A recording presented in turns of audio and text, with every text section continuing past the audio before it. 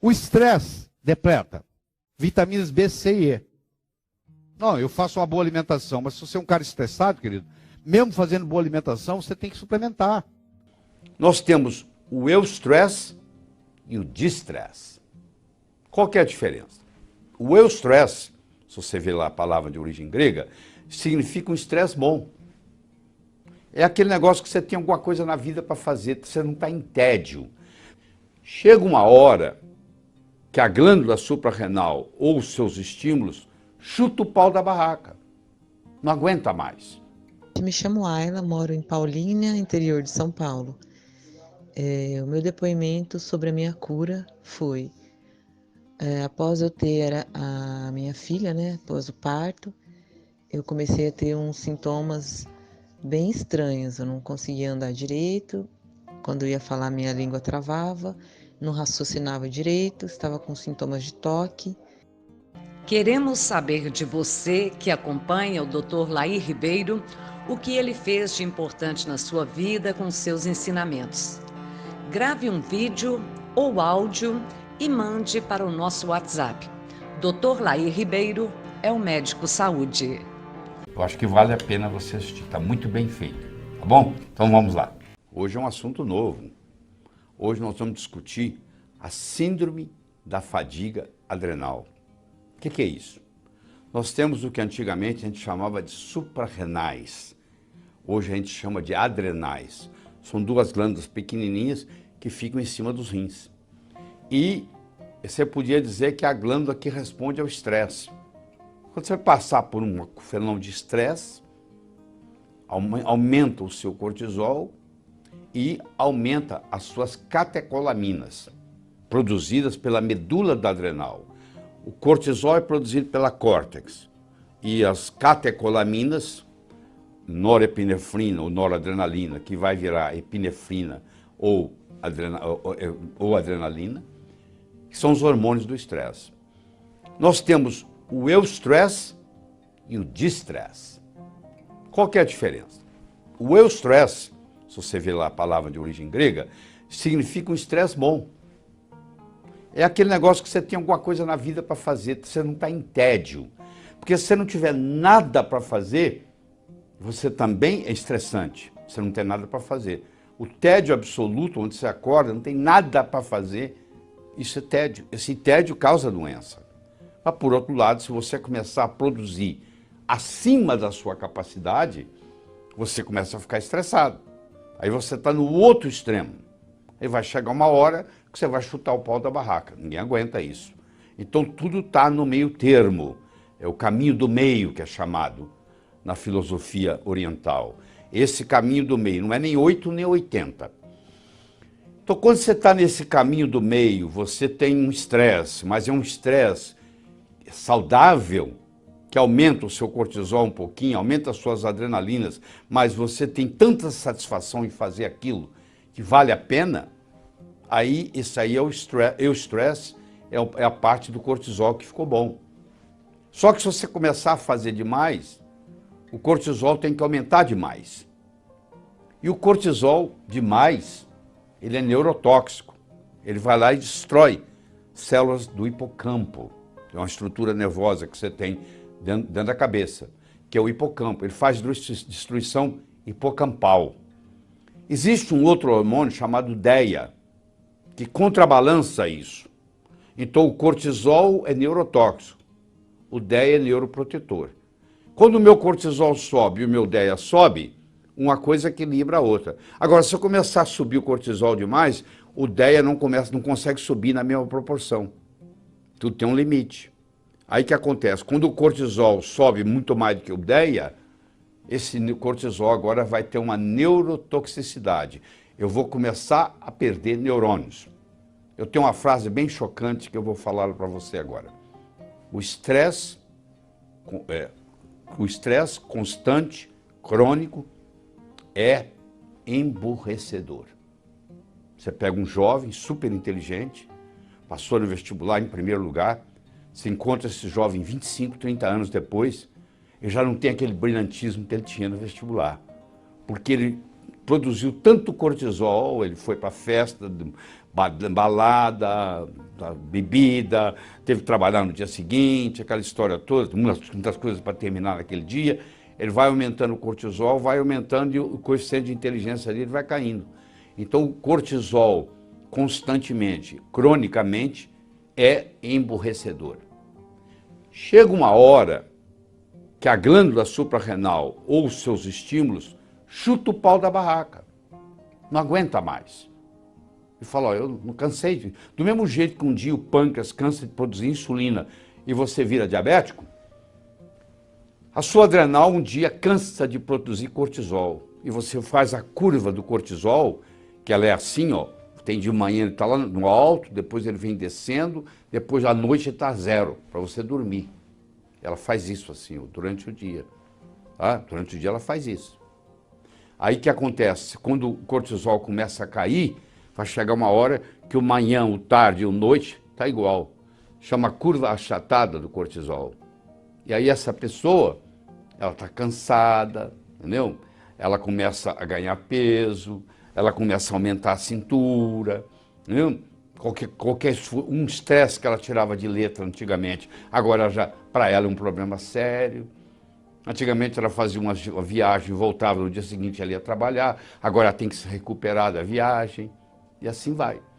Infelizmente a gente encontra muita gente, principalmente aqui no Brasil, com essas cidades grandes e tudo, todo esse estresse para chegar ao trabalho, trânsito, etc., que entram nesse quadro. E esse quadro se perpetua. Então o médico fala, isso aí é psicológico, e esses pacientes, infelizmente, terminam em psiquiatras, que vão dar remédios psiquiátricos que não tem nada a ver com a causa, que tem a ver com esse equilíbrio do cortisol com DEA. Até que vão no médico ou no endocrinologista que entende disso tudo, e o que acontece? A pessoa melhora. Não é que é fim de carreira, que não pode, não. Mas você deve conhecer casos daquele indivíduo que chutou o pau da barraca. Eu tenho um amigo que era cirurgião, grande cirurgião, operava 10, 12 horas por dia. Um dia terminou a cirurgia, tirou as luvas, saiu do centro cirúrgico, nunca mais voltou no hospital. Ele já até esqueceu que ele foi cirurgião. Porque o estresse chegou num nível tal que ele teve o que se chama de burnout syndrome. É a expressão em inglês. Ele teve um burnout. Ele chutou o pau da barraca. Isso acontece em várias situações. Então o que você tem que fazer é não deixar chegar lá. Então o que você faz? Você tem que aprender a administrar melhor o estresse. Eu digo que o melhor jeito de se administrar o estresse é acordar 15 minutos mais cedo. Por que isso? Porque aí você vai escovar os seus dentes devagar, você vai tomar o seu café devagar, você não vai estar nervoso. Porque o seu dia é determinado pelos seus primeiros 10 minutos.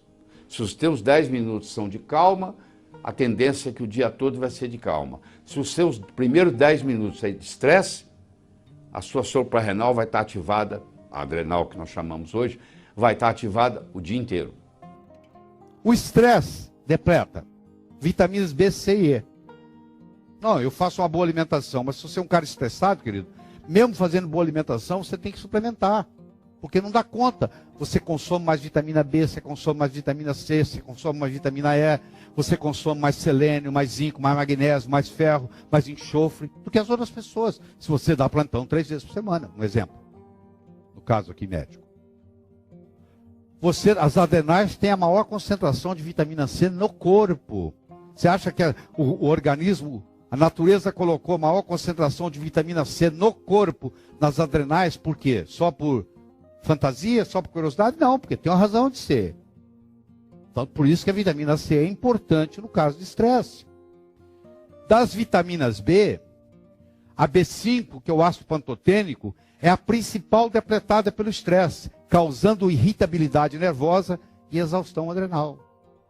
E muito raro você ver alguém prescrevendo ácido pantotênico para alguém. 500 miligramas 2 vezes por dia. É baseado nos comentários que eu vou ficar sabendo o que você quer. Não ia no banheiro, né? Estava com o intestino parado, muita dor de estômago e também sintomas psicológicos. Eu procurava minha filha embaixo da cama, tirava foto dela para ver se ela estava realmente comigo, eu estava tendo alguns problemas desse tipo. Então, resolvi ir ao médico, né? Chegando lá, fizeram os exames, eu estava com o TSH nos valores de 150 mil, muito alto, né? E eu estava com hipotiroidismo, mas um número muito alto, assim, nunca visto, tanto que as enfermeiras ficaram abismadas. E me receitaram Puram. Levou tiroxina, né? Cheguei em casa, tomei um, e o meu marido, ele já conhecia o Léo Ribeiro, ele me falou, meu marido, olha, certamente seu corpo não está precisando de Puram, porque o corpo não produz Puram. Algo no seu corpo que você não está produzindo, você vai ter que fazer um estudo. E eu comecei a ler sobre aí e ver os vídeos sobre hipotiroidismo. Só que eu fui muito além, né? Porque não só a tireoide, né? Eu estava com vários outros problemas. Só que a tireoide, ela que é responsável por todas as funções do organismo. E aí eu comecei a ver todos os vídeos possíveis. E para resumir, eu suplementei com magnésio, vitamina D, selênio, zinco, vitamina B12, ferro. Tirei o glúten da dieta, tirei os açúcares, os derivados de leite e fui fazendo certinho como tem nos vídeos dele. Tomar sol, comecei a suplementar com L-tirosina, que é um suplemento também.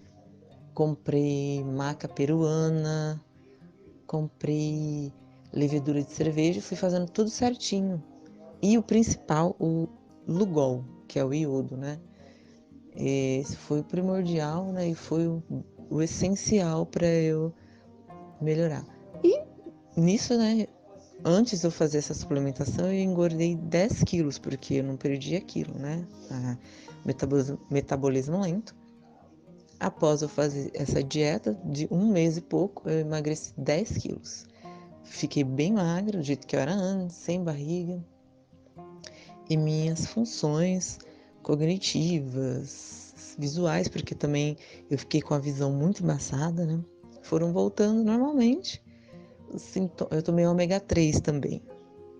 Fiz a suplementação. O toque que eu tinha de ficar desligando o fogão 10 vezes por dia e procurando minha filha embaixo da cama sumiu em 1 semana. E aí foi só alegria. Voltei no médico apenas para ver os números. Tinha normalizado minha tireoide e a partir daí nunca mais voltou. Só que eu percebia que depois que eu fiz essa suplementação e passou 1 ano, eu voltei a comer glúten, né? Porque é gostoso, pizza, lanche. E aí eu percebo que quando eu como glúten, meu intestino fica lento, eu fico mais lenta, mais sonolenta. Então o glúten realmente é um vilão, foi um vilão na minha vida, tanto que eu tenho, não sei se é uma doença, mas é um sintoma que chama doença de Sjögren, que é quando eu como glúten, meu olho incha, eu espirro bastante. Só que quando eu não como glúten, nada acontece. É isso, e o Léo Ribeiro salvou minha vida e da minha mãe também, porque eu passei as informações para minha mãe tem 65 anos, é muito saudável, faz caminhadas de 2 horas e toma o cafezinho dela com óleo de coco todo dia, vai no banheiro. Léo Ribeiro é o melhor médico que existe, salva muitas vidas. Muito obrigada, Léo Ribeiro. Muito obrigada mesmo.